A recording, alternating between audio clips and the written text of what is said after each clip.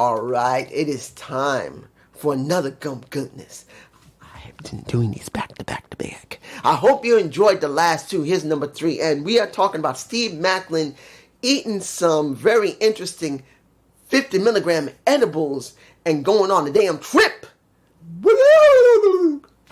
I never done it, and I want to make this very clear. I'm not against anybody who smokes weed or eat edibles.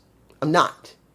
Understand, the ancestors, those who follow Native American culture, those who used to use those type of herbs, they mostly use them for only certain times. One, if you're incredibly sick, either physically or mentally, or they do them for rituals or special events, like maybe a powwow or a special ritual that would be done by a medicine man or a medicine woman.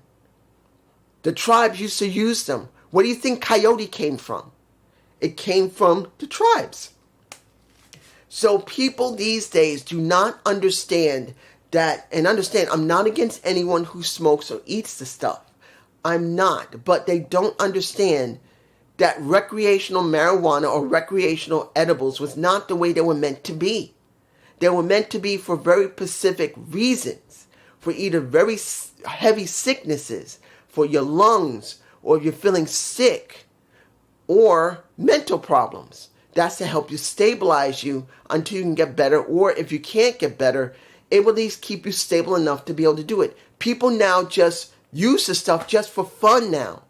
And that's one of the major problems that they're having these days.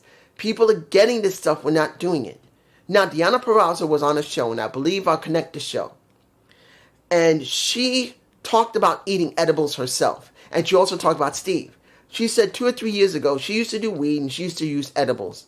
But one day, supposedly in her home, her friend came over, and I believe she said her friend, and she ate a 10 milligram edible. And she got on a trip that messed with her ass to the point where she said, am I dead? Did I kill myself? What's going on here? Why can't I move? My body was tingling. I don't know what's happening. She asked her friend, what's going on? Her husband, Steve, was with her on that show that I'm talking about, that she's describing this. He was there, along with a friend. And she felt really weird, to the point where she said, not quoting exactly, but she said, she is her husband is a former military. They're both proud gun owners. They have a safe, and they got guns in their safe. There's nothing wrong with that. I don't see anything wrong with you if you're properly using your gun. If you understand how to use the gun, you understand trigger discipline, I believe that's what they call it. To understand, if you're holding the gun, don't put your finger on the trigger, always have it away from it. I don't own a gun. I've only held one gun once in my life, and that was allowed by my half-brother, and he was a police officer, a sergeant, and he let me hold his .38 special. That was not loaded. I went like this. I did not understand what I was doing, and the mentality that, dude, even though it's not loaded, you're literally holding a real firearm. You're not imagining it like a little kid or seeing something on TV. It's a real weapon. If it was loaded and you weren't thinking and you didn't understand what you were doing, you could have hurt somebody. Not saying that would have happened. The gun was not loaded.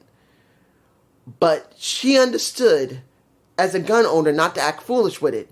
But because she took that 10 milligram edible, she said, did I go to my safe and take my gun out of there and kill myself?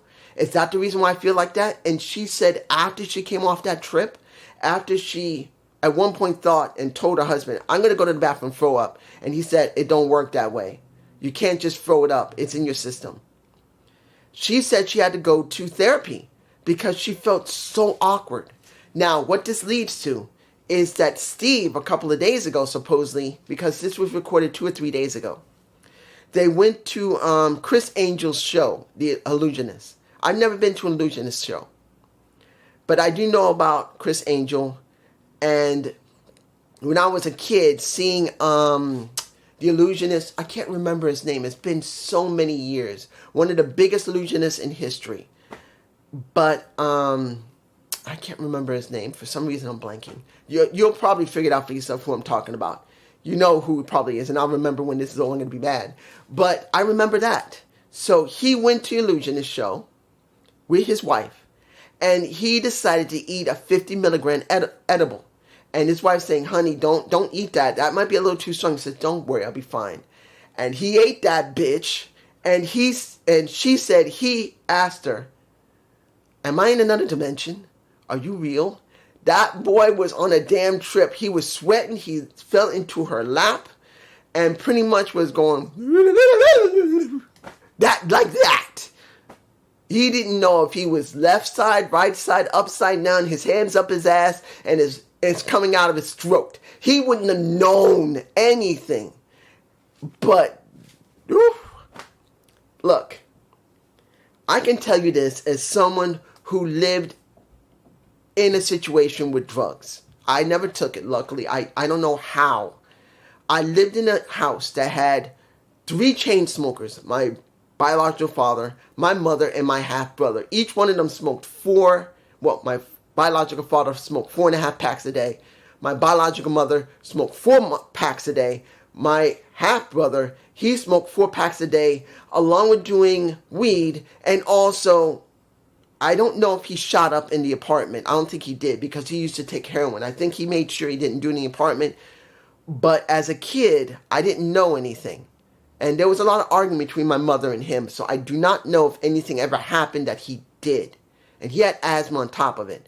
So I know what it's like to be in a house with chain smokers, one who did weed, an alcoholic, my mother was an alcoholic, and one who was a drug addict. Even though I don't think he did any drugs in the apartment other than weed and smoking cigarettes. But I grew up in it, and I never really caught on to it. I'm like one of those people who is a reverse of what an addict is. I don't care about any drugs, nothing. I can't stand this stuff. I don't drink, I don't smoke, I don't do no drugs. Medicines, I do them if it's necessary. I mean, I had to be forced to drink liquor. I drank 30 times in my life. I think 25 or 30 times, counting the accidents I drank vodka and orange juice as a little kid, when that very same half-brother used to drink vodka and orange juice and I drank it. But, going back to Steve, he went on a trip. Hopefully he enjoyed and got his full service while he was there. I'm not going to tell you that that's a good thing. I'm not going to tell you it's a bad thing. But it was good to see that he was okay. And Deanna wrote it off as a learning experience like she learned. And hopefully Steve learned a lesson. If you're going to go to Criss Angel's show, don't eat the edibles. But it's just me, and I hope you enjoyed this gum goodness. Please leave a comment below. You should see another one the next day. I'm doing a whole bunch in succession. If I can, I'm going to do as many as I can before something stops me, like the weather or just getting frustrated. Peace.